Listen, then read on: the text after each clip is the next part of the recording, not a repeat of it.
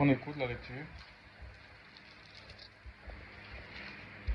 Jésus adoré, je vous mettrai en pratique tous les commandements que je vous ordonne aujourd'hui, afin que vous viviez, que vous vous multipliez, que vous entriez en possession de la terre que Yahweh a juré de donner à vos pères.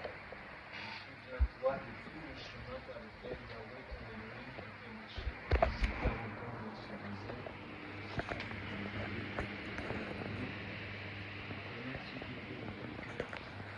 Si tu garderais ses commandements, tu t'a humilié, tu t'es laissé avoir faim, tu as nourri ta manne, que tu ne connaissais pas, afin de te faire connaître que l'être humain ne vivra pas de pain seulement, mais que l'être humain vivra de tout ce qui sort de la bouche de l'Éternel. Ton vêtement ne s'est pas usé sur toi, ton pied ne s'est pas enflé durant ces 40 années. Connaître de ton cœur que Yahweh ton Elohim te châtie comme Adam châtie son enfant.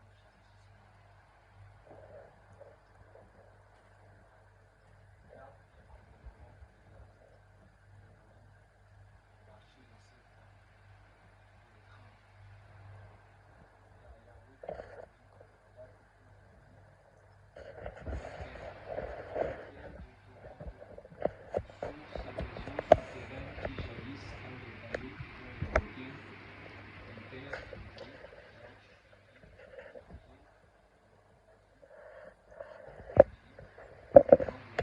cultivée, dont le riz et du miel.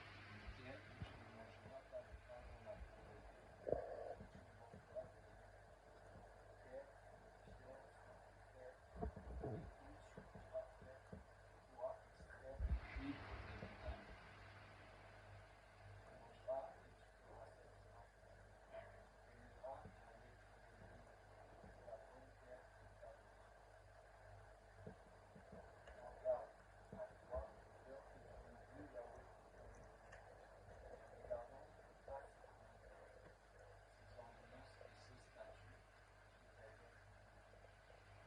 De peur que quand tu mangeras et que tu seras rassasié, que tu bâtiras et ajouteras de belles maisons, que tes gros et petits bétails se multiplieront, que ton argent et ton or augmenteront et que tout ce qui est à toi se multipliera, que ton cœur ne s'élève pas, que tu n'oublies pas Yahweh, ton Elohim, qui t'a fait sortir de la terre d'Égypte, de la maison des esclaves, qui t'a fait marcher dans ce grand et affreux désert de serpents, de monstres et de scorpions, de sols assoiffés et sans eau, et qui a fait jaillir du fleuve au lieu du rocher le plus dur, qui t'a fait manger dans ce désert la manne que tes pères n'avaient pas connue, afin de t'humilier et de t'éprouver, pour te faire ensuite du bien, pour que tu ne vives en vigueur.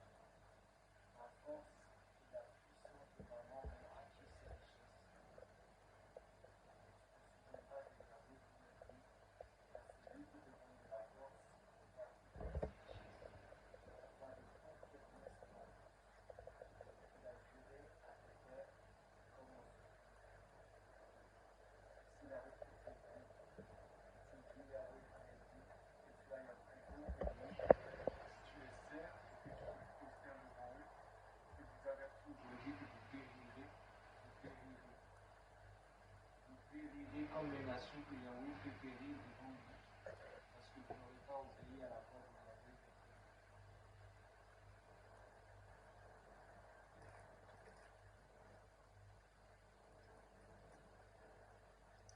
Donc, ouais, c'est bon. Donc ici, on a quand même ce sont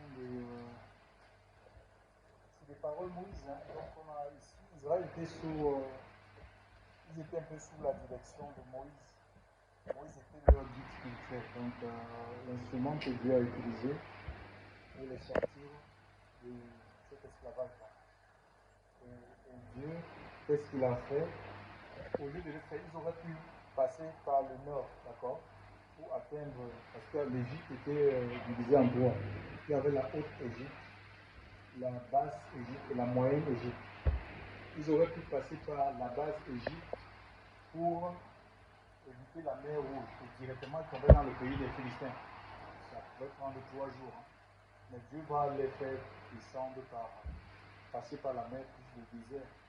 Et on voit ici pourquoi le but c'était de les former, de les amener, de les détacher des choses matérielles en fait, afin de les faire du bien.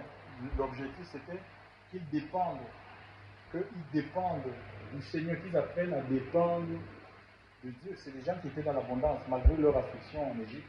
On voit à un certain moment, ils avaient la nostalgie de l'Égypte, et quand ils voyaient qu'ils étaient dans le désert, la souffrance était bon. C'était une nourriture routinière, répétitive, la manne, la caille, tout le temps. Ils commençaient à se plaindre. Ils disaient qu'on avait des concombres, on avait du melon, on avait ci, on avait ça. Oh oui, mais ils avaient oublié le prix en fait. C'était au prix de quoi en fait? D'accord? Ils avaient ça. Il y a des gens parfois comme ça, quand ils passent par des situations d'humiliation, d'épreuve, et ils pensent à leur vie, ils disent, mais c'était encore mieux. Dans le monde, ils ne comprennent pas qu'une souffrance, toutes les portes sont fermées. C'est voulu, c'est permis par le Seigneur, d'accord? C'est permis par le Seigneur. Pourquoi Dieu permet l'épreuve? Pourquoi Dieu permet l'épreuve? Pourquoi Dieu nous humilie? Dieu veut nous rendre humbles, alléluia. Et Dieu nous éprouve. En fait, l'épreuve est là, ça nous extériorise en fait, ça va extérioriser les parties qui sont non transformées en nous. L'épreuve permet que les parties des zones qui sont non transformées en nous se dévoilent, s'extériorisent en fait. Comme ça, on est un peu face à nous, on va connaître, mais j'ai encore besoin d'être changé, tu vois. Dieu va créer une situation, peut-être de tension, de crise qui va te pousser à la colère. Peut-être que tu vas se dire après, mais la colère n'est pas partie, elle va s'extérioriser. Que tu te rendes compte de ton état, alléluia, et qu'on ne peut pas rentrer dans la plénitude de Dieu, dans l'établissement, alléluia, parce que c'est la volonté de Dieu. Moi, au vu de ce passage, on voit que le Seigneur veut le plan de Dieu, c'est le même le plan que Dieu avait pour Israël. C'est le même plan qu'il a pour l'Église. Donc c'est la volonté de Dieu qu'on habite des belles maisons ou qu'on construise des belles maisons. C'est écrit là.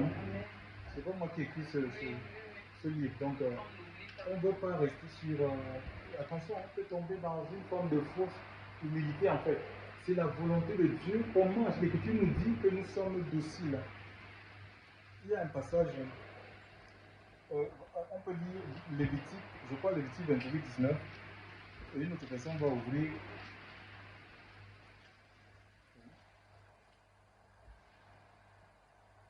Ésaïe 1-19. Ésaïe 1, ouais, Ésaïe 1, verset 19. Ça dit quoi? Non, Lévitique 25, Lévitique, oui. Dis d'abord Ésaïe 1, verset 19.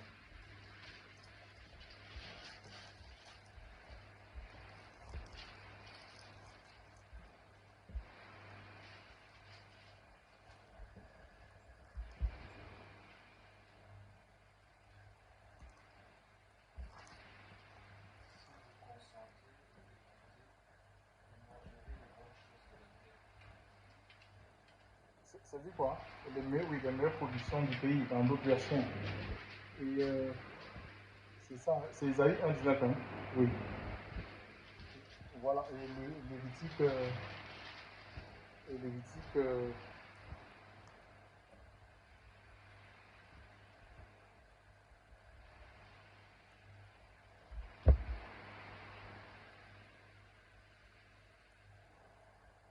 oui, Lévitique 25, verset 19, ça dit quoi? Ou à partir du verset 18, je continuerai.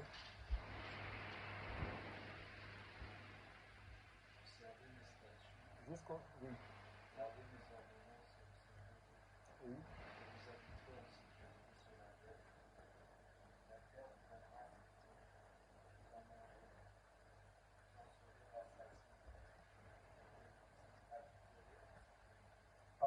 Donc, ouais, ça, c'est le plan de Dieu pour tous ses enfants, pour tous les gens qui reposent. On voit, c'est le repos en fait. Quand le Seigneur dit, venez à moi, vous tous qui êtes chargés et fatigués, je vous donnerai du repos. Donc, ce pays-là, Canaan, c'était un pays de repos. D'accord? C'était le repos. Et il dit qu'ils vont habiter des belles maisons.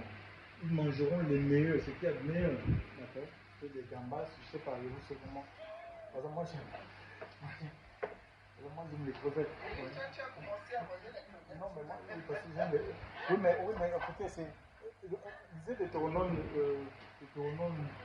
14, à partir du verset 22 à 24, lisez un peu. C'est parce que c'est ce que j'aime en fait. Oui. C'est bon, mon frère, tu as raison. On lit Deutéronome combien? Oui, Deutéronome 14, à partir du verset 22. 22 jusqu'à 24.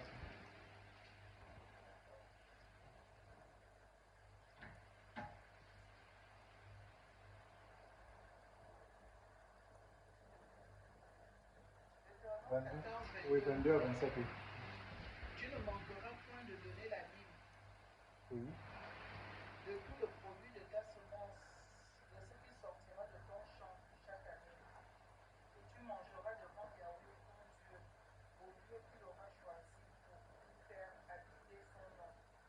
La dîme de ton blé, de ton vin, de ton lait, les premiers-nés de ton gros et menu bétail, afin que tu apprennes à toujours craindre Yahweh ton Dieu. Mais quand le chemin sera trop long pour que tu puisses les transporter, parce que le lieu que Yahweh ton Dieu aura choisi pour y mettre son nom sera trop loin de toi, lorsque Yahweh ton Dieu t'aura béni, alors tu les changeras contre de l'argent. Tu serreras l'argent dans ta main, tu iras au lieu que Yahweh ton Dieu aura choisi.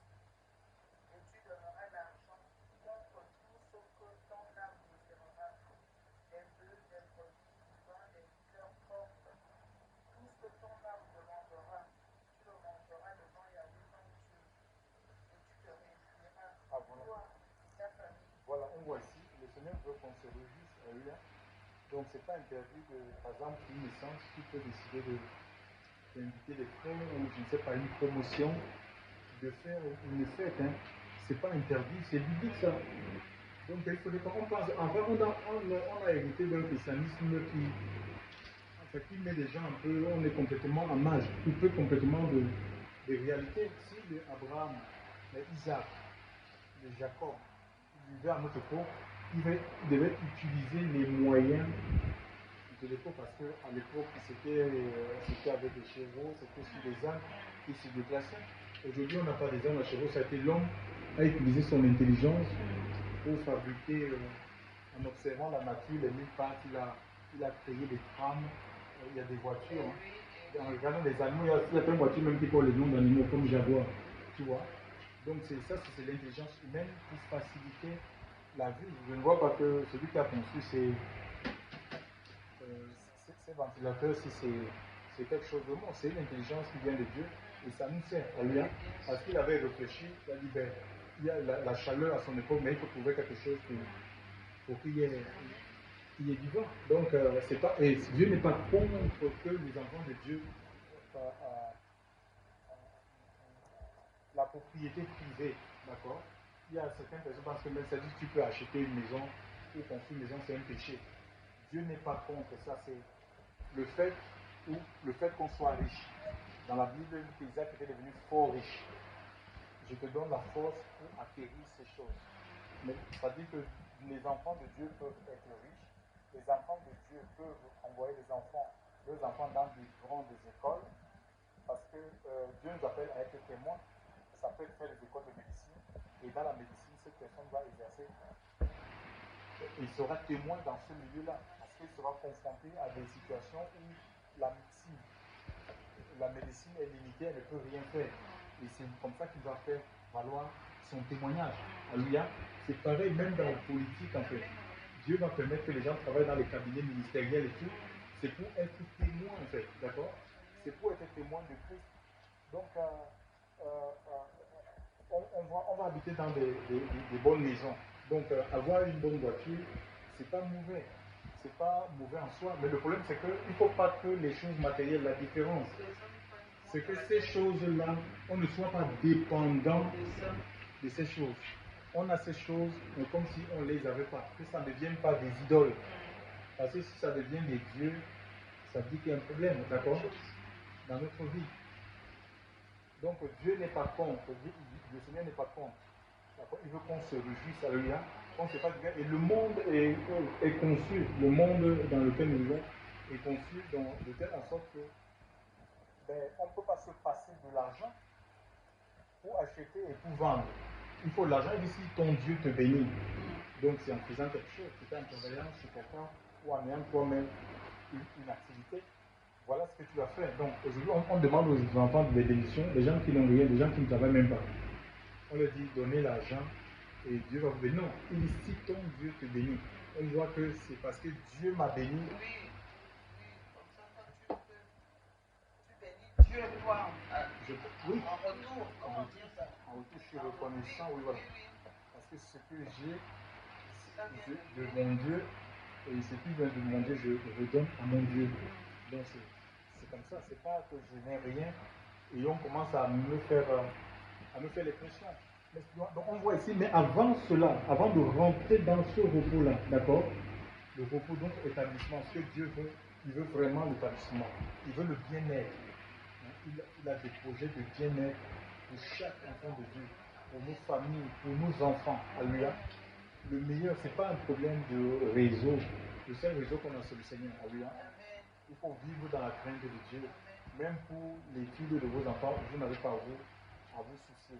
D'accord? Vous n'avez pas à vous soucier. Je ne savais pas que ça pouvait faire une grande école. Puis peut-être, je ne sais pas, peut-être plus de 16 000 euros. Là, je ne pensais pas ça en fait. Mais le Seigneur nous avait fait une promesse. Aujourd'hui, elle travaille dans une banque. C'est la grâce de Dieu. Je ne savais pas ça. Mais il fallait sortir une certaine somme pour qu'on l'accepte dans cette école-là. Moi, je suis resté comme ça quand je suis venu dans ce projet de mon Dieu. Et après avoir sorti cette somme-là, il fallait qu'elle trouve une école maintenant. Il fallait qu'elle trouve, je ne sais pas, non, une entreprise. Donc tu as payé une somme d'argent et il faut qu'elle trouve maintenant une entreprise qui l'accepte. Et maintenant, c'est l'entreprise là qui prend le relais, qui va commencer à financer la formation. Et on va le Seigneur à conduire. Et Dieu nous avait dit ça, que ne vous inquiétez même pas pour les études de vos enfants. En fait. Donc le Seigneur, je vous en suis, le Seigneur est fidèle. L'évangile qu'on nous a montré, on doit être comme des parias. J'ai vu une dame, elle avait, on peut partir à Paris. Elle se dit, non, le monde, machin, tout ça, elle a pris une langue plusieurs, vous l'avez déposé ça. À la carte, les gens doivent prendre ça pour avoir. Mais on a besoin, si on a des voitures, si on a une logistique, mais c'est facile pour nos mouvements, pour nos déplacements, pour aller faire des missions ici et là, chez frères et sœurs dans le Seigneur. Donc c'est la volonté de Dieu. Il y a cette possibilité. Le Seigneur ne veut pas. Oui, on va travailler.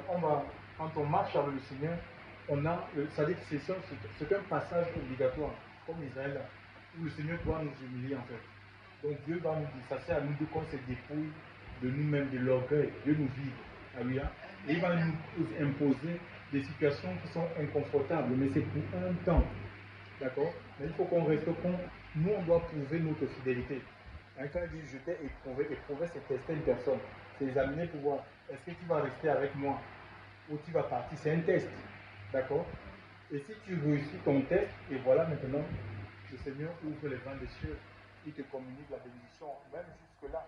Parce que même quand il y a la bénédiction, les gens, c'est pas seulement même les richesses que nous fait abandonner, le bien-être, l'abondance que nous fait abandonner le Seigneur. Alléluia. Parce qu'il y a des tentations qui. Quand il y a certaines portes qui s'ouvrent, en même temps, il y a des tentations qui se présentent. Regardez un peu les gens qui sont riches là, les hommes d'affaires, ils ont beaucoup de femmes. Hein. Ils ont les femmes et les enfants. Oui, c'est même pas que c'est eux qui veulent. C'est leur position en fait. Parce qu'ils ont une certaine valeur, ils ont certaines choses. qui présentent, et déjà ils ont besoin de ça. C'est pas qu'ils les aiment, hein. Non. Ces femmes-là, c'est pour un intérêt en fait. D'accord? C'est pour un intérêt. C'est pas qu'ils se donnent à cet homme-là parce que pour son beau visage, pour son beau sourire. Non. C'est pour les possibilités que cette personne peut les apporter. Et ça, il faut avoir. Il faut avoir la force. Il faut avoir la force en fait. Il faut avoir la force pour résister. Il faut avoir la force pour résister en fait. Pour dire non, donc c'est comme ça, donc la bénédiction de Dieu, beaucoup d'hommes de Dieu, ils ont abandonné le Seigneur. Parce que, ben voilà, donc le matériel peut faire abandonner. Et on voit le Seigneur le dire, si tu l'abandonnes, tu vas périr. Donc lui, il va se retirer. Il va se retirer de toi. C'est pourquoi il y a beaucoup après, quand tu es vide comme ça, tu as peur. Tu as peur qu'on te tue. Les gens qui ont les moyens, là, ils ont peur qu'on les tue. Ils ont peur qu'on les ouais, comment les maisons vont mettre des caméras, des choses, des reçus, plein de choses. Même jusqu'à certains vont aller consulter des marabouts pour s'auto-protéger. Il y a une peur. Hein. Il y a une peur. Donc quand tu n'as pas le Seigneur, donc, et qui est légitime, donc ils vont chercher des protections ailleurs. C'est pourquoi la sorcellerie est rentrée dans les assemblées. Donc quand le Seigneur, c'est comme quand Dieu, l'Esprit de Dieu s'était retiré de Saül. Parce qu'il me dit, si vous m'abandonnez pour servir le Dieu, machin, vous allez périr. Donc on peut périr physiquement, mais si c'est spirituellement, on peut continuer à vivre physiquement. Et c'est comme Adam. Adam était mort spirituellement avec sa femme. Donc il était coupé, mais il a continué à vivre, il a vécu 900 ans. Il a continué à vivre, mais il n'avait plus l'Esprit de Dieu. Donc on peut continuer à avoir un ministère, et maintenant ça devient un ministère dans la chair.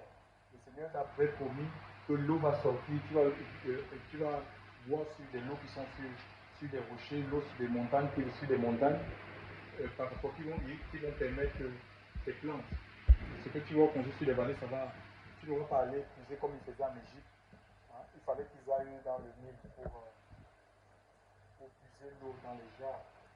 Et il fallait arroser il fallait arroser les plantes. C'était dur, hein. C'est comme ça, il y a des ministères comme ça dans la chair où, quand il n'y a plus le Saint-Esprit, on est obligé de trouver des moyens, des méthodes pour faire vivre le ministère. Donc, et ça, ce sont les enfants de Dieu qui deviennent des esclaves, qui souffrent.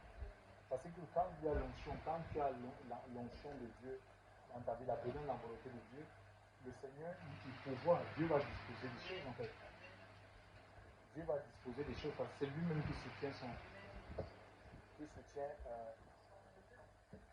œuvre. Donc ici c'est la dépendance. Donc le Seigneur n'est pas contre la richesse, d'accord? Il n'est pas contre que tu te fasses du bien, que tu achètes quelque chose que tu aimes, un bon parfum, des choses comme ça. Non. C'est pas où on a fini du diable que les parfums et les montres, ce sont les démons qui fabriquent ça, je ne sais pas où. Et ils mettent ça dans les boutiques. C'est pas vrai. Le Seigneur lui-même, quand tu fais ton jeûne, parfume-toi. Donc, il faut arrêter ça. Et lui-même, on a parfumé le Seigneur. Hein, cette femme-là. Elle avait délivré de 7 démons.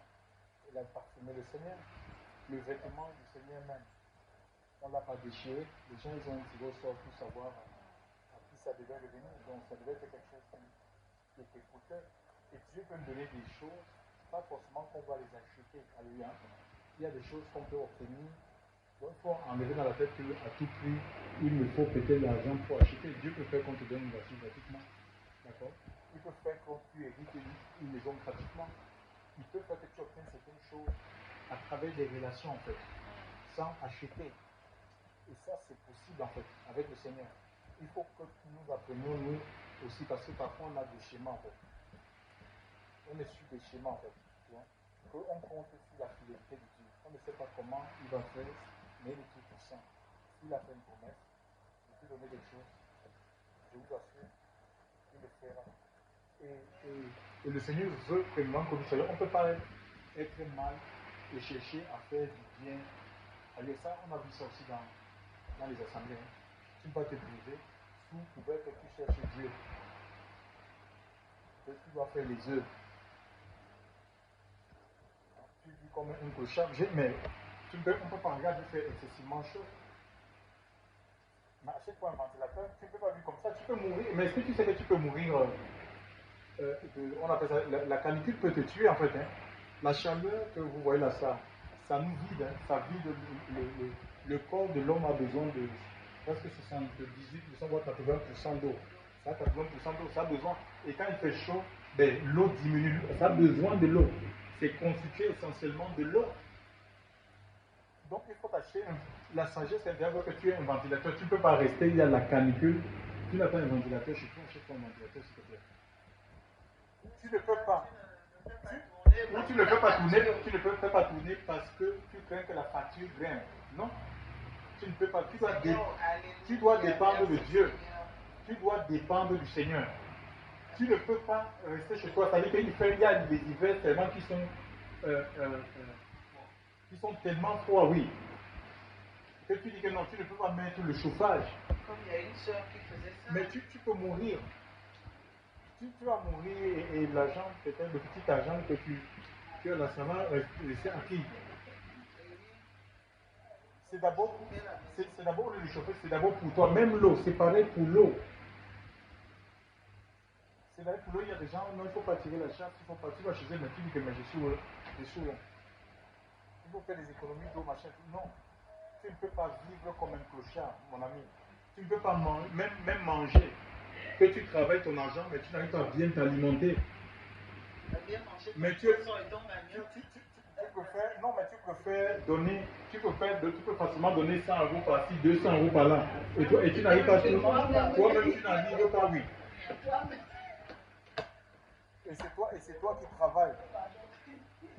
Mon frère, il faut qu'on sorte de tout ça. À lui, hein. Il faut qu'on sorte de tout ça, en fait. Le Seigneur nous a sortis de l'esclavage, en fait. Hein. Ça peut, la souffrance avec le Seigneur, c'est pour un temps, mais quand il te donne déjà, que tu as des moyens, qu'il te donne les possibilités, il faut que tu te réjouisses à lui, hein, que tu te fasses d'abord du bien, et après, maintenant, tu peux faire du bien autour de toi. Tu peux prier le Seigneur, même dans l'assemblée, tu peux prier Dieu, Seigneur. Si Dieu t'a dit, Seigneur, montre-moi un frère, une soeur qui passe peut-être par le désert, à qui je dois faire du bien, Dieu va te parler. Parfois, nous, on pense, il y a un homme de Dieu qui est parti aux États-Unis. Ronald Bonke, le Seigneur l'avait envoyé aux États-Unis pour prêcher l'évangile, pour prêcher le salut. Alors, il dit, c'est lui qui témoigne, il dit qu'il est arrivé là-bas. Lui, il s'est mis à. Comme il avait l'expérience de l'Afrique, le Niger, plus particulièrement le Nigeria, la pauvreté, des choses comme ça. Donc, il s'est mis à dire il faut faire des fonds, à faire des appels de fonds en fait, pour aider les pauvres africains. Pour aider. Aux États-Unis. Oui, aux États-Unis, il s'est mis à faire, au lieu de faire la mission, c'est pourquoi Dieu l'a appelé, c'est-à-dire de prêcher le salut. Dans sa tête, avec mais les Américains, ils ont tout. Est-ce qu'ils ont besoin du salut? Donc, ils avaient tout. Donc, il s'est mis, lui, à faire des appels de fonds pour aider les pauvres en Afrique. Ah oui, qu'il récupère l'argent et il envoie là-bas. Et le Seigneur lui a dit que, mais attends, je t'ai envoyé aux États-Unis. Ce n'est pas pour faire la manche pour t'occuper des Africains. Que moi-même, je m'occupe de, je pourvois, en fait.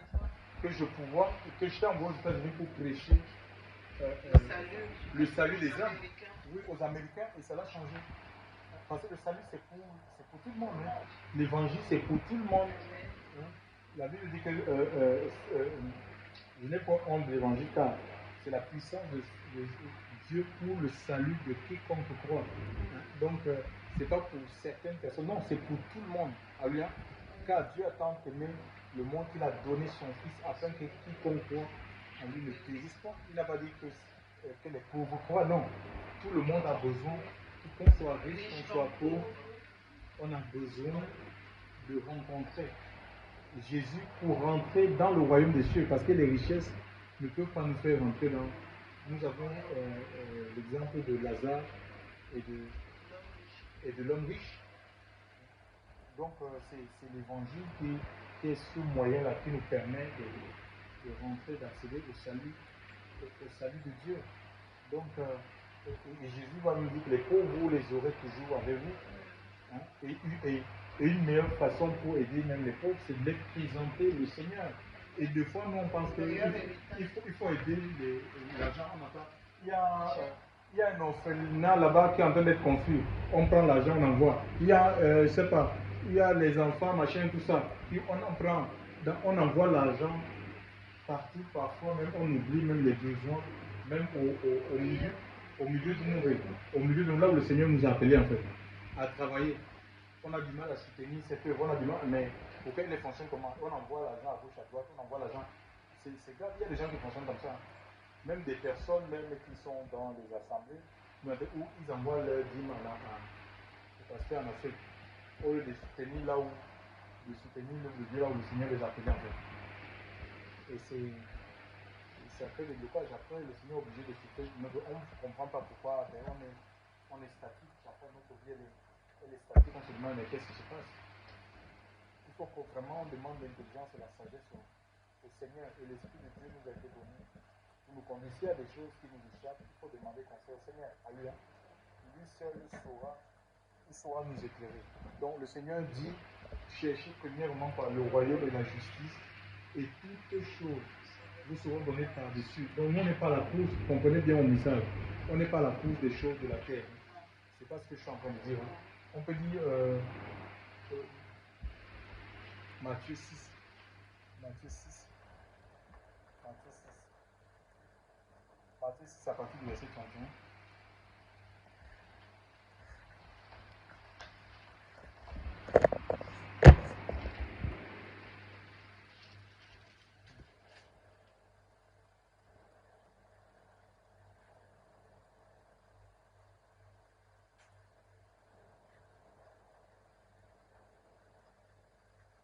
Ne vous inquiétez donc pas en disant que mangerons-nous, que boirons-nous, ou de quoi serons-nous vêtus. Donc tu vois, on voit bien que le Seigneur ne veut pas qu'on marche nu à lui. Hein. Que mangerons, que boirons. C'est essentiel parce que c'est lui qui nous a créés, on a besoin de ça en fait. On a besoin, le corps aussi a besoin de manger et de boire pour se maintenir, pour vaquer même aux choses spirituelles. D'accord? Oui, ma soeur. C'est pas fini.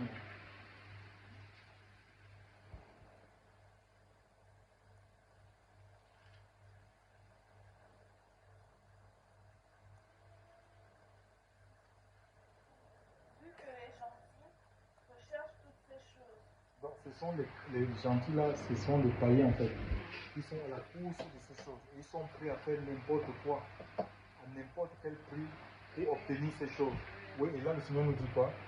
Car votre Père Céleste sait que vous avez besoin de toutes ces choses. Donc Dieu sait qu'on a besoin de la voiture, on a besoin de la maison, on a besoin que nos enfants fassent des études, on a besoin de l'argent. Dieu sait qu'on a besoin de ces choses. Alléluia. Et maintenant, qu'est-ce que tu dis? Mais cherchez premièrement le royaume de Dieu et sa justice. Et toutes ces choses vous seront données par-dessus. Ça nous sera donné comme un supplément en cherchant premièrement la volonté de Dieu, le règne de Dieu, chers frères, le plan de Dieu pour notre vie. Et le Seigneur va nous communiquer ces choses. Alléluia. Donc ça dit qu'on doit mettre Dieu au premier plan, la relation, l'intimité avec Dieu au premier plan de notre vie. Il va te donner ces choses. C'est le mari, il sait que l'homme ne doit pas vivre seul. C'est lui qui l'a créé. Alléluia. Il sait que tu ne dois pas vivre seul. Alléluia. Il va pouvoir aller au mariage. D'accord? Il sait que tu as besoin, l'homme mangera la sueur de son front. Il sait que tu as besoin d'un travail, il va pouvoir. Alléluia. Il va ouvrir une porte en cette forme de travail. Si c'est la formation, si c'est les études, c'est comme ça en fait. Il sait Dieu ne veut pas qu'on mange qu'on vive dans la rue.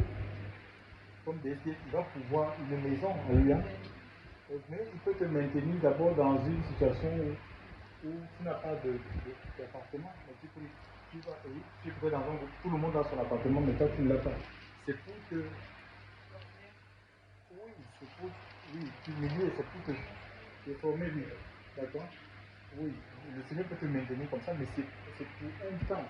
C'est pas pour tout temps. Après, il va te sortir, il va te donner quelque chose de bien, qui sera pour toi un sujet d'action de grâce. Alléluia. Un sujet d'action de grâce. Tu vas lui dire, Seigneur, merci, parce que tu m'as sorti de quelque chose. Je n'avais pas d'appartement. Et c'est comme ça que le Seigneur procède avec nous, mais ça demande que des choses de Dieu se font dans le temps en fait. Hein. Il faut être persévérant en fait. Il faut être persévérant avec Dieu et rester vraiment dans la crainte du Seigneur. Donc, quelles que soient les tentations, les épreuves, les difficultés auxquelles on peut être confronté, il faut rester dans la crainte de Dieu. Alléluia. Dans la crainte de Dieu. Et tout ce qui peut t'arriver, de toute façon, parce que tu es dans la crainte de Dieu, ça sera pour ton bien. Dieu va le tourner en bien. Que le nom du Seigneur soit béni. On va prier le Seigneur, que vraiment, que le Seigneur nous assagisse, alléluia. Il donne l'intelligence, alléluia. Vraiment qu'on est dans le monde, mais nous ne sommes pas du monde, alléluia. Et donc, voilà, on est dans le monde, mais on n'est pas du monde, alléluia. Voilà, on peut avoir ces choses-là, mais on est différent, on n'est pas possédé par ces choses, on est attaché avec lui, on vit dans la crainte de Dieu. Je ne vis pas dans la bordellerie parce que j'ai les moyens, comme tous les gens qui ont les moyens, ils vivent dans la bordellerie. Non, c'est ça qui va interpeller les gens, mais comment lui il vit comme ça? Ça veut dire qu'il y a quelque chose, il y a une autre vie. Les gens vont s'approcher, ils vont dire, mais ton secret c'est quoi? Et c'est comme ça sera une occasion pour toi de parler de l'espérance qui anime ta vie. Alléluia. Gloire à Dieu. On vit. J'ai vu, ma femme a travaillé pour les Juifs, la famille juive, hein, les Juifs. Ils ont, est-ce que vous avez, c'est presque une ville. Ils ont une ville ici, à Montpellier. Une ville dans la vie, c'est fermé. Les gens ne peuvent pas parler communautarisme là. Une ville, c'est une barrière comme ça, tu rentres. C'est des villas partout. Ici à Montpellier. C'est une ville dans la ville. Ils ont une ville dans la ville. Ils ont des maisons, ils ont tout. Ils ont ils ont les médecins, ils ont des boulangers, les bouchers, tout leur argent. Ça tourne, oui, ça tourne. Ça ne sort pas, oui. Ça tourne entre eux. Ils ont créé une communauté, c'est une communauté très forte. Hein. Ici en France, ils ont leur moitié, que ce soit dans la politique. Imagine qu'on essaie de tuer un juif là, ouais, comment le gouvernement il prend leur défense en fait. C'est les gens qui pèsent. Donc l'église en fait devrait être comme ça, mais c'est un côté où il y a des partis, il y a certains messages qui ont été mal, certains passages qui ont été mal interprétés. On nous a dit non, c'est le monde, il faut laisser César ce qu'il y a, César, Dieu ce qu'il y a. Oui, c'est pourquoi l'église elle est en marge, alors que l'église elle est influente, elle est forte, elle doit avoir une économie forte. Au dépend même le gouvernement doit venir, parce que quand vous lisez même l'histoire des Juifs là, en Israël, quand Dieu suscite encore les prophètes, les rois ils obéissaient aux prophètes en fait. Tu vois? Ils obéissaient aux prophètes, les prophètes les donnaient des conseils de Dieu, ils écoutaient en fait. Aujourd'hui c'est rare. Aujourd'hui, les rois ils écoutent des voyants. Hein. Ce sont les voyants, ils sont entourés des voyants, des marabouts et tout ça. Donc, parce que l'église elle a perdu sa saveur en fait. Donc elle a perdu le sel, elle n'est plus la lumière. La lumière est là pour éclairer. Donc l'église doit être, on est des leaders d'opinion en fait. Les gens doivent nous consulter en fait. Tu vois, pour des questions difficiles, on le voit même avec les Daniel en Babylone. Tu vois, ils étaient consultés en fait. On est des sels, on a une valeur ajoutée pour la société. Mais qu'est-ce qu'on a construit? On n'a pas quelle société? On n'a rien. L'église n'a rien. Parce qu'on nous a dit non, c'est le royaume. C'est le royaume, c'est pas vrai. Que le Seigneur nous aide. Gloire à Dieu. On va prier le Seigneur.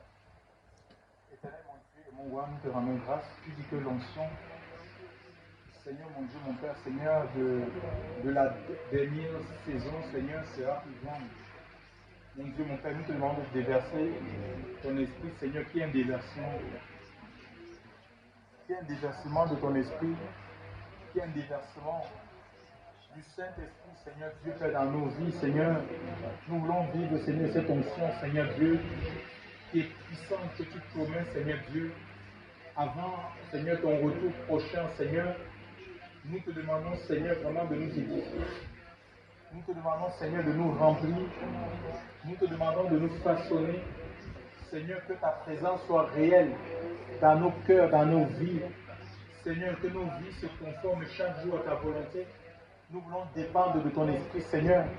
Nous voulons dépendre de toi, sors-nous des schémas. Seigneur, s'il y a des liens dans nos esprits, des conceptions complètement religieuses, mécaniques, Seigneur, des choses que nous avons héritées, Seigneur, qui ne cadrent pas avec ta volonté, ton plan, que ces choses soient consumées. Seigneur, ce soir, dans le puissant nom de Jésus, que ta gloire dans nos vies encore soit puissamment révélée. Mon Dieu, mon Père, agis en puissance, Seigneur Dieu Père. Remplis nos cœurs, remplis nos vies. Nous voulons vivre ta volonté, Seigneur.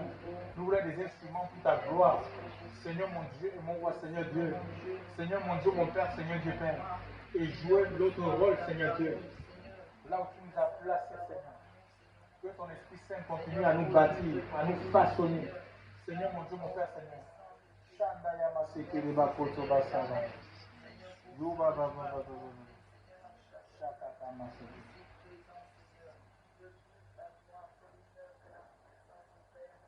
Merci.